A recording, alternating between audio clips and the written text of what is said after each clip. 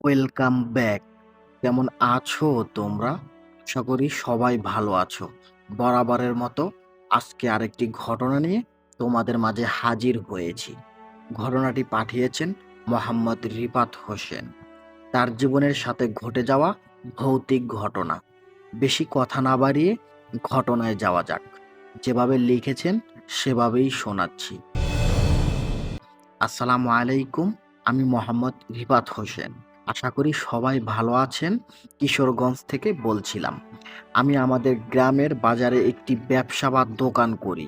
সেদিন দোকানে একটু চাপ থাকায় দোকান বন্ধ করতে লেট হয়ে যায়। রাত তখন প্রায় ২টা। দোকান বন্ধ করে যখন কবরস্থানের পাশ দিয়ে বাসায় যাচ্ছিলাম, এমন মুহূর্তে দেখতে পেলাম একজন সুন্দরী মহিলা রাস্তার পাশে বসে কান্না করতেছে। কাছে গিয়ে জিজ্ঞেস করলাম, এই যে আপনি এত রাতে কবরস্থানের পাশে বসে কান্না করতেছেন কেন? কি হয়েছে আপনার? মুহূর্তেই উত্তর আসলো, তুই বাসায় চলে যা, আমাকে নিয়ে চিন্তা করিস না।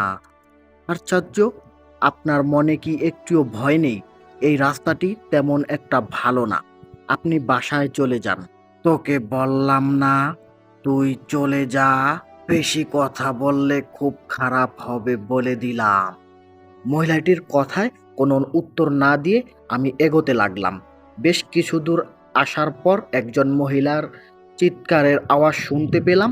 আওয়াজটি শোনা মাত্রই পিছন ফিরে যেই না মহিলাটির কাছে যাব, এমন মুহূর্তে কেউ একজন বলে উঠল, আসিফ, ভুল করেও পিছনে ফিরে যাস না। কথাটি শোনা মাত্রই থরথর করে কাঁপতে লাগলাম। বুঝতেছিলাম না কি করব, সামনে যাব নাকি পিছনে ফিরে যাব। বেশ কিছুক্ষণ পর দেখতে পেলাম একজন বয়স্ক লোক আমার দিকে আসতেছে। কাছে আসা মাত্রই সালাম দিয়ে বললাম, আসসালামু আলাইকুম। সে সালামের উত্তর দিল। সে আমাকে বলল, কে তুমি বাবা? এত রাতে এখানে কি করতেছো? চাচা, আমি বাজারে মুদিখানার দোকান রয়েছে, আজ দোকানটি বন্ধ করতে একটু সময় হয়েছে, অনেক রাত হয়েছে তাই। বুঝলাম, কিন্তু তোমার বাসা কোন দিকে?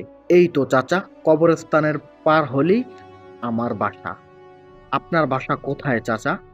তুমি আমাকে চিনবে না বাবা, চলো, আমি তোমাদের ওই দিক দিয়েই চলে যাব আমার বাসায়। ঠিক আছে চাচা, চলুন। এরপর লোকটির সঙ্গে কথা বলতে বলতে আমাদের বাড়ির সামনে চলে আসলাম। তখন সেই বয়স্ক লোকটিকে বললাম, চাচা, অনেক রাত হয়েছে, আপনি চাইলে আজকের রাতটি আমাদের বাসায় থেকে যেতে পারেন। তখন উনি ভয়ঙ্কর একটি কণ্ঠে বলে উঠলেন, আজকের পর আর কখনো দেরি করে দোকান বন্ধ করবি না। 11টার আগেই দোকান বন্ধ করে বাড়িতে আসবি, না হলে তোর খুব বড় ক্ষতি হবে। কথাটি মাথায় রাখিস। এই কথাটি বলি উনি মুহূর্তের ভিতরে গায়েব হয়ে গেলেন। বুঝতেই পারলাম না আমার সঙ্গে কি থেকে কি হয়ে গেল। বাসার ভিতরে এসে সবাইকে এই ঘটনাটি বলা মাত্রই সবাই বলতে থাকে, উনি হয়তো ভালো মানুষ ছিল, যার কারণে তোর ক্ষতি না করে তোকে সাহায্য করেছে। এই বলে ওনার ঘটনাটি শেষ করলেন। চমৎকার একটি ঘটনা ছিল। ঘটনাটি শুনে ভালো লাগলে একটি করে কমেন্ট করে জানাবেন, ভালো না লাগলেও জানাবেন। জীবনের সাথে ঘটে যাওয়া রোমাঞ্চকর কাহিনী, বাস্তব জীবনের ঘটনা, ভূতের কাহিনী এই চ্যানেলে সব সময় পাবেন। সবাই ভালো থাকবেন। দেখা হবে অন্য কোনো ভিডিওতে। ভালো থাকবেন, নিজের খেয়াল রাখবেন।